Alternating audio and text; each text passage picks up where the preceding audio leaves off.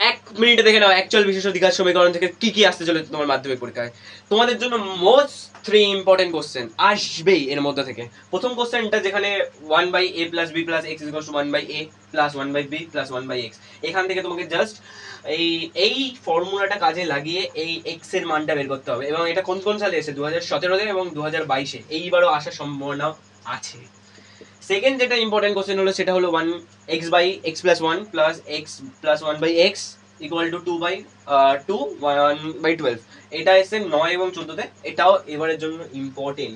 কিন্তু সবচেয়ে বেশি ইম্পর্টেন্ট যেটা হলো সেটা হলো 2016 সালে এসেছিল এইটা, 2x + 1 এর হোল স্কয়ার + x + 1 এর হোল স্কয়ার = 6x + 47। তো এটা তোমাদের জন্য ভেরি ভেরি ভেরি ইম্পর্টেন্ট, আসবেই।